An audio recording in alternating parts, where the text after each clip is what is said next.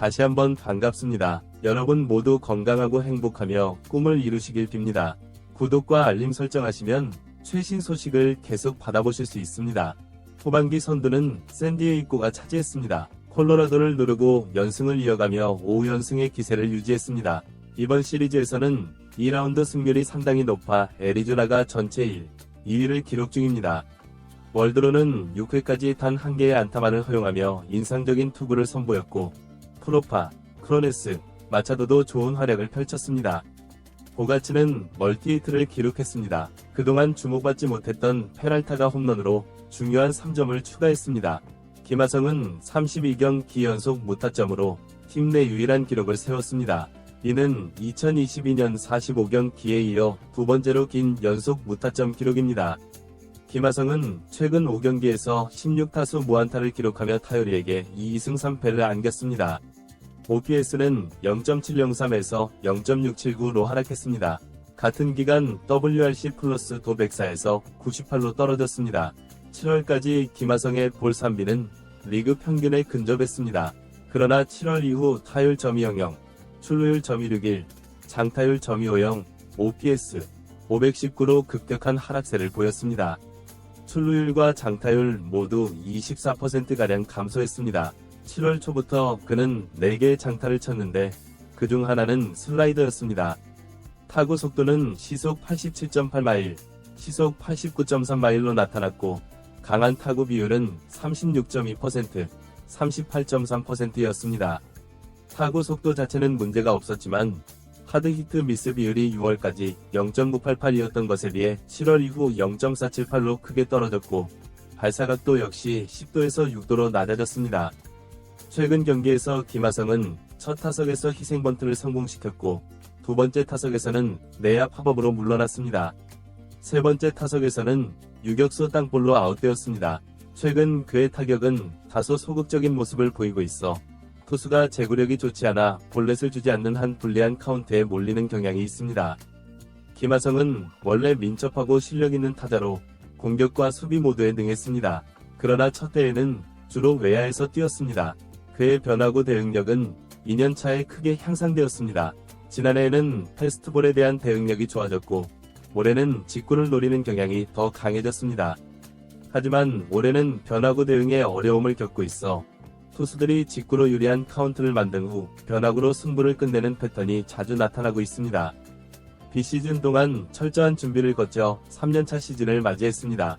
지난해 김하성은 시즌 초반 70경기에서 OPS .701을 기록했지만 이후 38경기에서는 1.043으로 크게 향상되었습니다. 그의 컨디션은 8월 중순부터 회복되어 마지막 45경기에서 .570의 OPS를 기록하며 시즌을 마무리했습니다.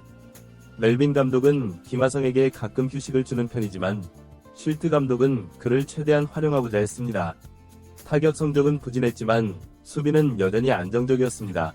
팀 타선이 전반적으로 좋은 성적을 내고 있는 상황에서 김하성의 수비력은 여전히 중요한 자산으로 평가받고 있습니다. 문제는 시즌이 끝난 후 김하성의 FA 시장 가치가 하락할 가능성이 높다는 점입니다. 올해 계약이 종료되면 내년에 $800만 상당의 상호 옵션이 있습니다. 올해 성적에 만족하지 못한다면 이 옵션을 수락하고 FA를 1년 미루는 선택을 할 수도 있습니다. 최근 MLB에서는 나이가 중요한 요소로 작용하고 있어 이 점도 고려해야 할 것입니다. 김하성은 다가오는 12경기 동안 피츠버그, 마이애미, 콜로라도와의 경기를 통해 자신의 가치를 회복할 기회를 갖게 됩니다. 이 기간 동안 그가 어떤 모습을 보여줄지 주목됩니다. 한편 화이트삭스는 20연패를 당했습니다. 이는 볼티모어가 1988년에 기록한 21연패 이후 가장 긴 연패 기록입니다. 시즌 초반 오클랜드와의 3연패로 시작해 1900년 이후 최다 연패 기록인 26연패에 근접하고 있습니다. 1961년 필라델피아 필리스가 세운 23연패 기록을 넘어서며 역사상 124번째로 긴 연패를 기록 중입니다. 현재 화이트삭스의 성적은 1899년 클리블랜드 스파이더스 이후 최악의 팀 기록에 근접하고 있습니다. 당시 스파이더스는 특별한 상황에 놓여 있었습니다. 그 시대에는 구단주들이 여러 팀을 소유할 수 있었고 이로 인해 한 팀에 좋은 선수들을 몰아주는 일이 흔했습니다. 결과적으로 스파이더스의 에이스 선수들은 다른 팀으로 이적되었고 팀은 최악의 성적을 기록하게 되었습니다. 현재 화이트삭스의 선발진도 어려움을 겪고 있습니다. 팀 평균 자책점은 5.53으로 리그 최하위입니다. 지난해 좋은 활약을 보였던 선수들의 부진이 이어지고 있으며 특히 에이스로 기대했던 투수들의 성적이 좋지 않습니다. 한편 양키스의 경기에서는 특별한 장면이 연출되었습니다.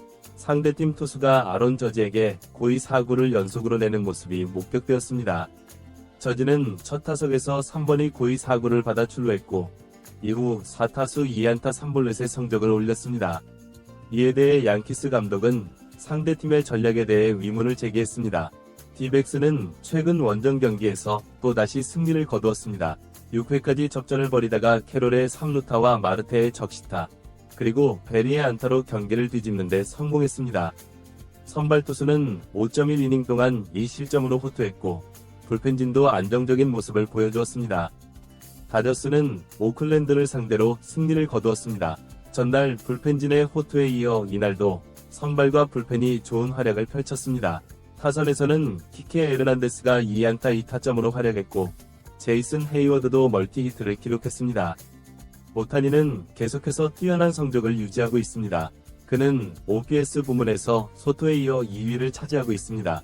신인 핸더슨도 좋은 활약을 보이고 있으며 할러데이 역시 최근 5경기에서 뛰어난 성적을 기록하고 있습니다. 필라델피아는 휠러의 호투에 힘입어 6연패에서 탈출했습니다. 휠러는 탈삼진 순위에서 오타니를 추격하고 있지만 아직 격차가 있는 상황입니다. 슈어버는 최근 2년간 27홈런을 기록하며 팀 내 홈런 1위를 지키고 있습니다. 컵스는 카디널스와의 3연전에서 1승을 거두며 시리즈를 마무리했습니다. 스즈키는 2안타 2볼넷으로 활약했고 후반기 들어 OPS 0.97로 뛰어난 성적을 보이고 있습니다. 자이언츠의 신인 드래프트 1순위 지명선수인 레지 크로포드 주니어는 오늘도 홈런을 기록했습니다. 그는 데뷔 후 첫 34경기에서 10홈런을 치는 놀라운 성적을 보여주고 있습니다. 이는 2003년 베리 본즈 이후 19년 만에 나온 기록입니다. 이상으로 오늘의 MLB 소식을 마치겠습니다. 각 팀의 성적과 선수들의 활약상, 그리고 리그의 주요 이슈들을 다뤘습니다. 앞으로의 경기 결과와 선수들의 활약에 계속해서 주목해주시기 바랍니다.